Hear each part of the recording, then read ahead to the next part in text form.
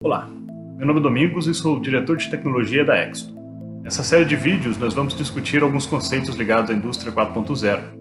O objetivo aqui é apresentar não só as tecnologias habilitadoras que fazem parte dessa revolução, mas também discutir por que dessas tecnologias, por que agora e qual o impacto disso na vida das indústrias, na vida das pessoas, e ao final também discutir um pouquinho sobre como me preparar melhor do ponto de vista da formação profissional para essa nova desafio que aparece com as novas tecnologias e aplicação no que está se chamando de indústria 4.0.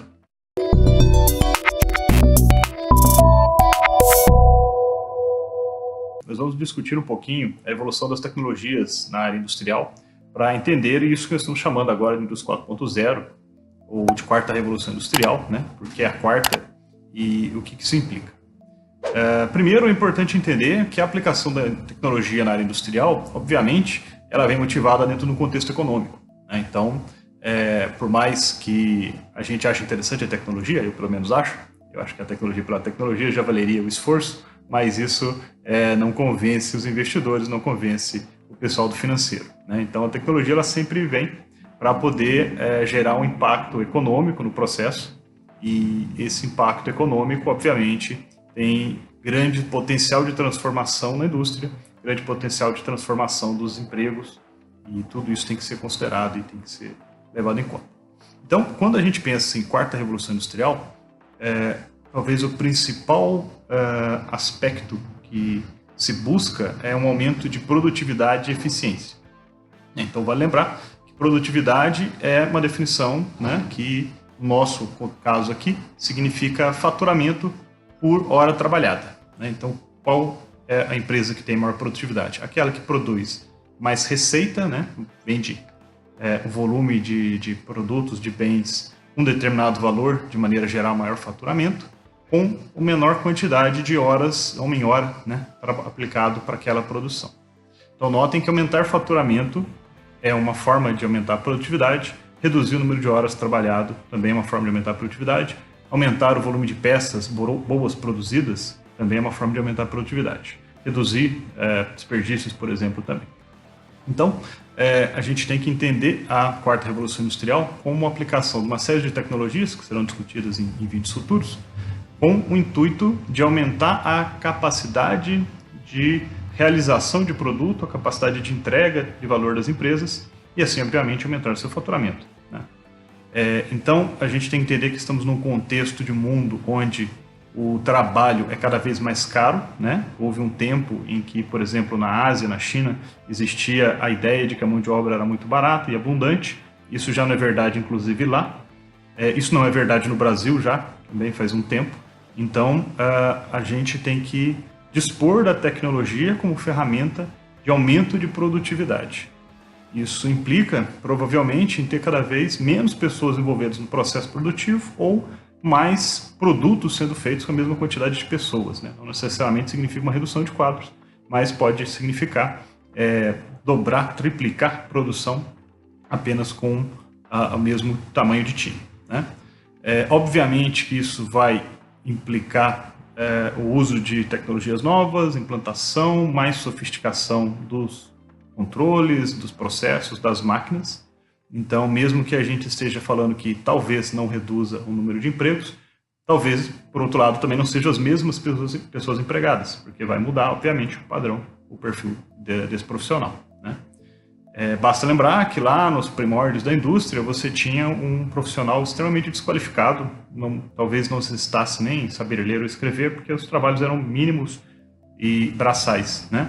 Hoje em dia, a indústria já pede um certo nível de qualificação, você precisa ter uma formação profissionalizante, uma formação técnica para poder operar minimamente as máquinas e os processos e conseguir compreender os registros e toda a parte burocrática do sistema. No futuro, obviamente, o nível de requisitos vai aumentar, né? E vai envolver essas tecnologias que a gente vai ver no futuro. Então, tem que ter isso em mente, certo? A quarta revolução industrial, a indústria 4.0, ela é um vetor de aumento de produtividade, né? E ela foi, inclusive, encabeçado, esse termo indústria 4.0 surgiu na Alemanha. Isso é motivado e capitaneado pelas empresas europeias e americanas, depois, no segundo momento, como uma forma de manter sua competitividade mundial frente aos produtos asiáticos, né? Obviamente, a mão de obra é muito mais cara na Alemanha do que na China, porém, a Alemanha ainda é um competidor em preço, em exportação de uma série de bens industrializados, né, com a China, e consegue isso como? Com um alto grau de aplicação da tecnologia no processo produtivo. Então, a Indústria 4.0 no final das contas, um nome bonito, né, uma marca, e é importante ter uma marca, ter um símbolo, né, para a gente poder agregar as ideias, mas que, na verdade, representa a aplicação de uma série de novas tecnologias que agora estão não só disponíveis, mas acessíveis, a aplicação no processo produtivo de maneira a ter um aumento de produtividade, um aumento de receitas, um aumento de qualidade, redução de custos. Então, várias das tecnologias da indústria 4.0 talvez não afetem o produto em si, né? O produto final produzido é o mesmo, porém, o processo de produção é possível ser feito com um grau de gestão muito maior, um grau de informação muito maior, um grau de análise dos dados muito maior do que seria feito, por exemplo, com controles feitos no papel, né? Coisa que é o que é talvez a realidade da maioria das empresas. Então, a quarta revolução industrial vai pensar nisso: aumento de produtividade, aumento de eficiência, também a redução dos custos de manutenção, dos tempos de parada, a redução do consumo de energia. Todos esses aspectos que vão ter impacto financeiro, eles são importantes. Então, sempre o aspecto financeiro está por trás, isso não pode ser esquecido, né? Por exemplo, algumas tecnologias que se fala de utilizar agora não são necessariamente novas, porém, agora se tornaram acessíveis de maneira que o retorno sobre o investimento necessário justifica a aplicação daquelas tecnologias. Bom, só para lembrar, né, a gente teve uma primeira revolução industrial, que é lá no final do século XVIII, né, 1700 e tanto, na Inglaterra principalmente, que foi o início da mecanização, o início do uso da energia do vapor para poder tocar máquinas, para poder fazer a produção numa escala maior, como antes não existia, né? Antes da Revolução Industrial, os bens eram produzidos de forma artesanal, né? Pequena escala, uma dependência muito grande de um profissional que fazia todo o processo produtivo, né? A transferência de tecnologia ou ensino dessas tecnologias de produção eram lentas, era uma relação de mestre e aprendiz, né? E isso, obviamente, impactava no custo dos bens industrializados ou fabricados, né? Com a industrialização, a gente consegue distribuir o trabalho, criar setores, fazer com que muitas pessoas participem desse processo. Isso reduz o custo, aumenta a escala e faz com que os bens sejam acessíveis à maioria das pessoas, né? Isso lá no início do século XIX, XVIII, na verdade, final do século XVIII, início do XIX. Bom, a segunda revolução industrial, ela está situada no final do século XIX, né, 1800 e tanto, e o início do século XX, né, 1910, por ali. Então, nesse período, adotou-se duas tecnologias novas importantes. A primeira é o uso do motor elétrico, a segunda, o uso do motor a combustão. Então, a força que antes vinha do vapor, né, da queima de carvão para produzir vapor, ela migrou, né, para a tecnologia elétrica e a tecnologia de combustão interna, né? E aí surgem os carros, os automóveis, surgem as máquinas com motores elétricos, às vezes chegando a ser portáteis, né? Não daria para ter uma furadeira a vapor portátil. Então, essas tecnologias tiveram um impacto grande no processo produtivo, também nos tipos de produtos gerados, mas há também uma tecnologia de gestão, né? Nesse período começou-se a sistematizar de forma científica o processo de gestão, é onde surge a administração moderna, onde surgem os gráficos de Gantt para planejamento de processo, onde surge a linha de produção, né, aquele pensamento do Ford de fazer uma linha de produção em série, onde cada trabalhador tinha uma atividade mínima.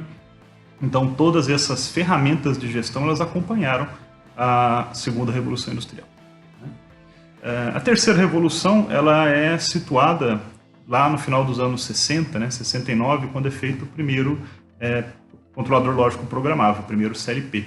Né? E esse controlador lógico programável, ele surge devido a uma necessidade da indústria automotiva de produzir veículos de forma customizada, né? Ou não customizada, nos termos que a gente pensa hoje, mas uma maior variedade de produtos, uma maior variedade de carros E naquela época, como todo o processo de controle era baseado em quadros de comando, com circuitos a relé e temporizadores, para poder fazer uma alteração da linha de produção, uma alteração da automação do processo, era necessário uma atuação em hardware, né? Ir lá e alterar o hardware, alterar circuito, ligar fio, e isso tinha um custo alto, tinha muita falha e tudo mais. Então, o CLP, ele surge como uma solução para mudar a programação da máquina, mudar a programação da linha, sem ter que refazer hardware, atuando apenas a nível de software. Então, é o início do uso da informática dentro do processo industrial, propriamente dito.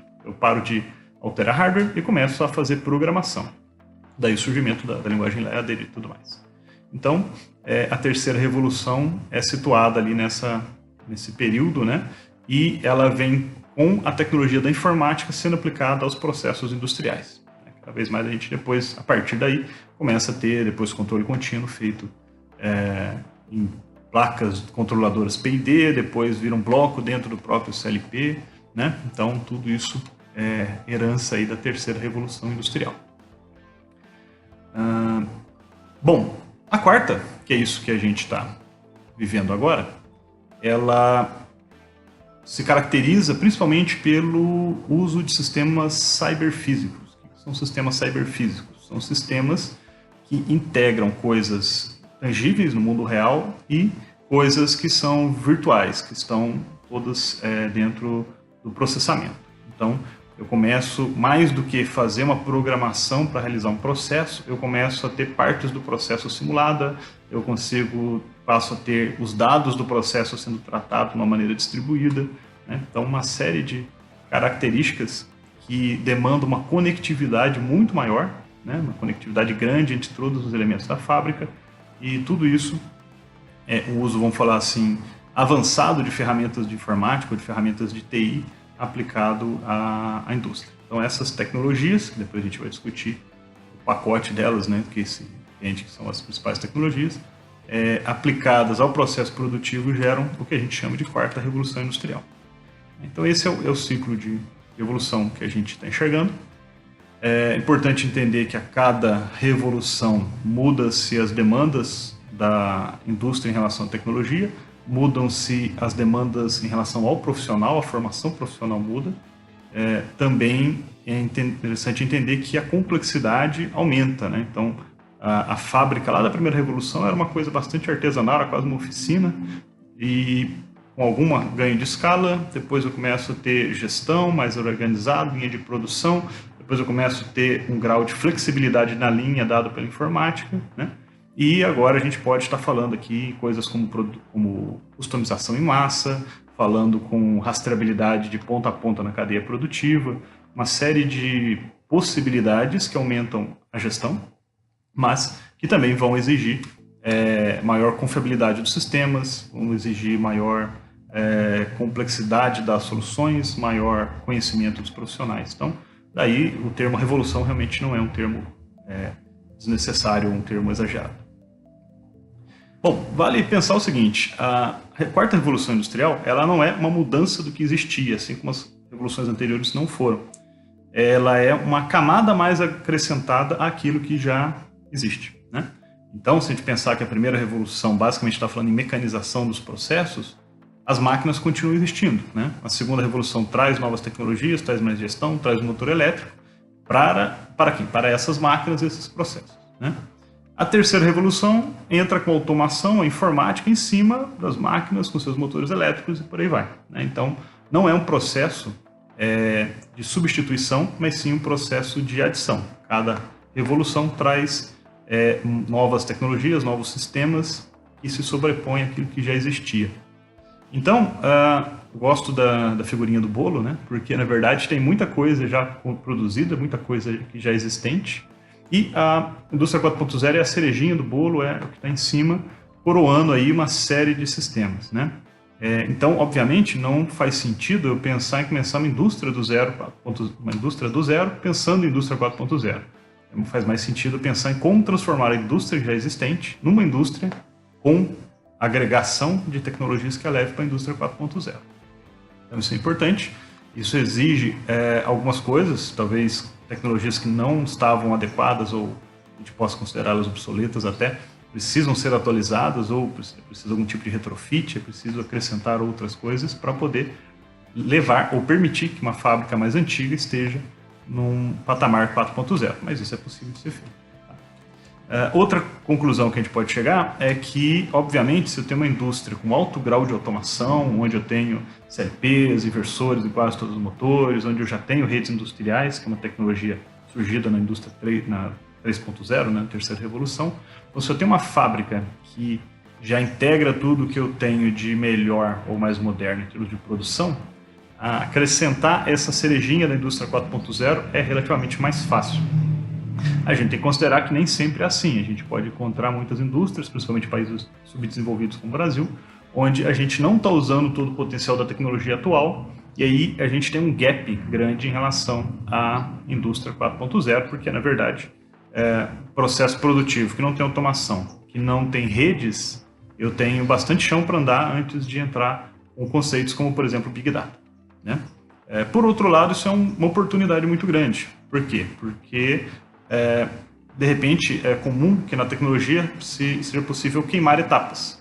Ou seja, quem tem uma fábrica com PLCs e um bom nível de automação feito nos últimos 15, 20 anos, fez um investimento bem alto nessas tecnologias, teve um gasto e, de repente, ainda vai ter que fazer algum tipo de adaptação, né? Já quem está num estágio talvez menos avançado, hoje em dia ele vai se beneficiar de tecnologias mais baratas, de equipamentos mais baratos, e aí talvez ele consiga dar um ganho de produtividade se for capaz de realizar essa transformação no seu negócio.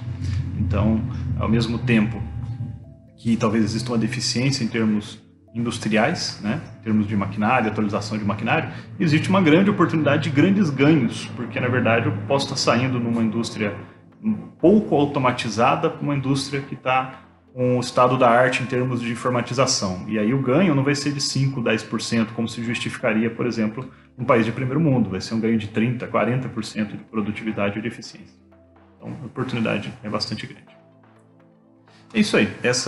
Espero ter dado uma visão de que existe um motivador econômico, financeiro por trás. Ele é importante, ele que paga os salários, ele que paga os investimentos, não pode ser desconsiderado.